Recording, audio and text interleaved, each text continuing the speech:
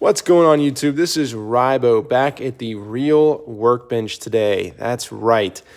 I am back at my original workbench for the first time in about 8 months, and it feels awesome. For those who don't know the story, basically tree crashed into my workshop and smashed everything. The bench was kind of thrown into a bunch of splintered pieces. And so I moved everything into storage. Then we moved houses, we moved states, and finally got it all out of storage. And the bench is going to need a lot of work. Basically, the base is still really solid, but the top is just in a bunch of different pieces. But big enough pieces to where I was able to essentially clamp a bunch of the pieces together. Essentially, I had laminated, strips of oak and walnut to make the top. And they kind of splintered. You can see that not along the glue lines, but in other random places. But basically, I have a pipe clamp right there. I have a pipe clamp there. But I thought it would be a cool backdrop, at least for videos, until I actually get a fully rebuilt bench. So it's just nice to see it again. It's nice to see the backdrop with a knife on it. It's kind of cool for me. Hope you enjoy it. But anyway, today we are doing another cut or carry knife review. And today I have the Buck 110 Slim Select. So these are kind of the budget, or this is the budget version of the classic Buck 110, the very lightweight version. It's got whatever their kind of plastic resin handle material is, and Zytel or whatever type FRN type thing. As the handles, so super lightweight. You can see you don't really have liners in there. And then you have the Buck, 440C that they're kind of known for. Am I getting that right? I want to say 440C. I'm sure someone will correct me in the comments. I had all of this down, and then it's just been crazy recently. So anyway, but yeah, so maybe 35 bucks if I recall correctly. I bought this knife probably 5 months ago and have been carrying it since. So I forget some of the specs, which is not uncommon for me in these videos. But there you go. So let's do a quick size comparison, and then we'll get into the review.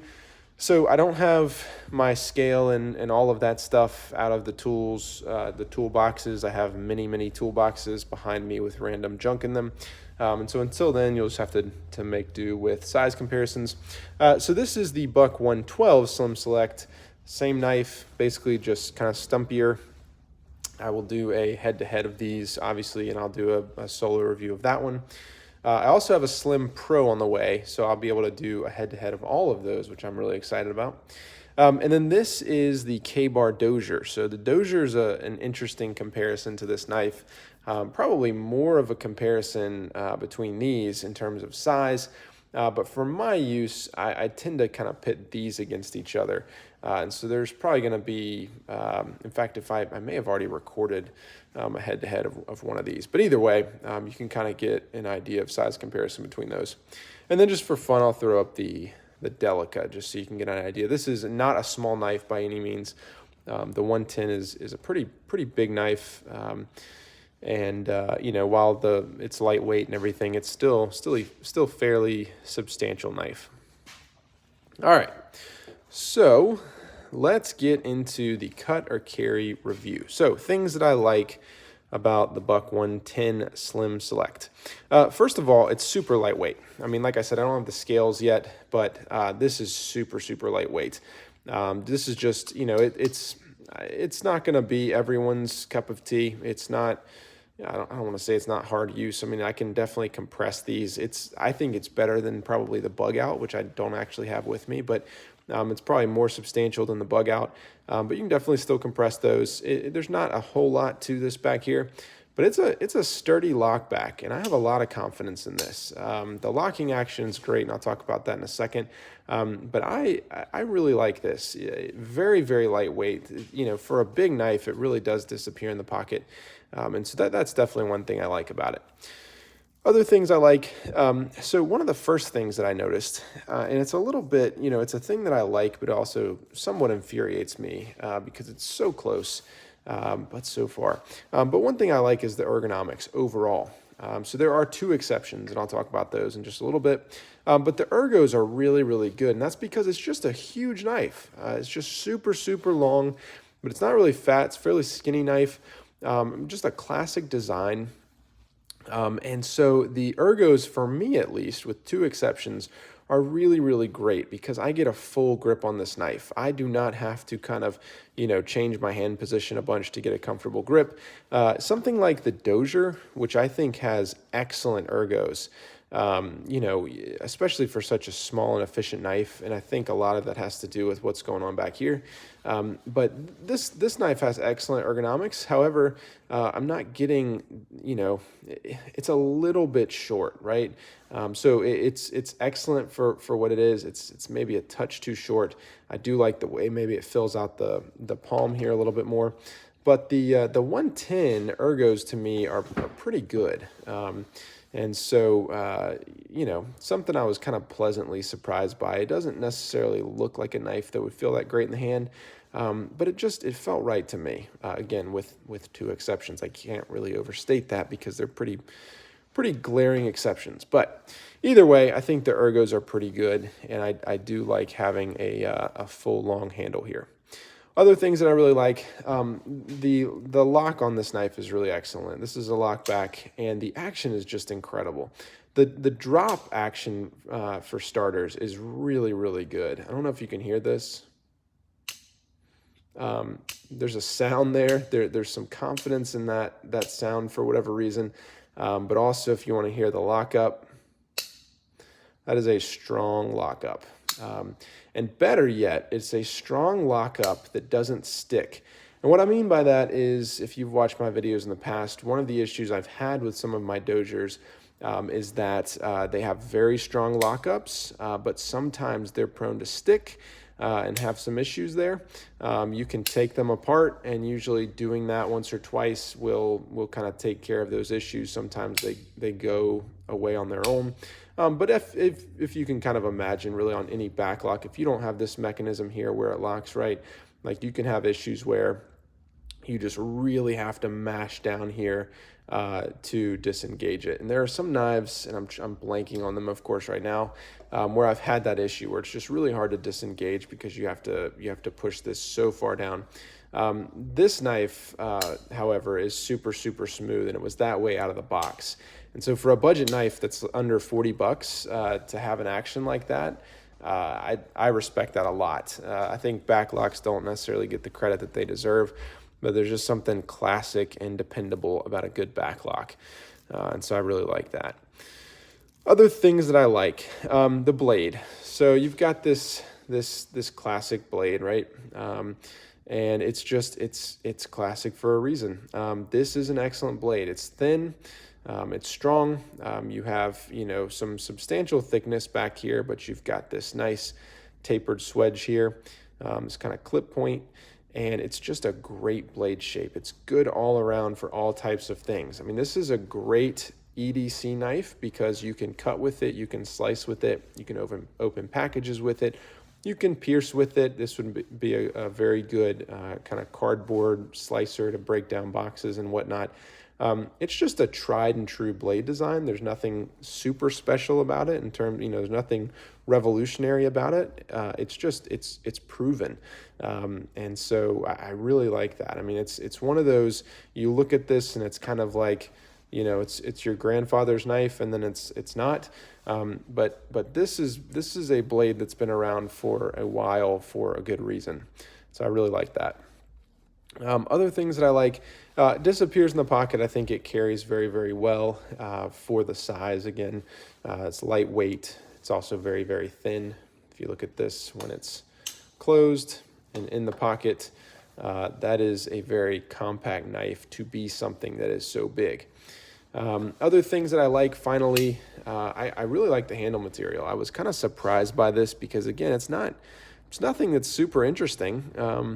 But I find that this pattern here, this kind of fake bolster, whatever you want to call this design here, I think it works really well. I've found it to be very comfortable. I've had really no issues. Maybe a touch slick, maybe it's definitely not as grippy as this. I probably still prefer something like this. But I like this, and I like the way that it looks. I do wish I had gotten a different color than the tan.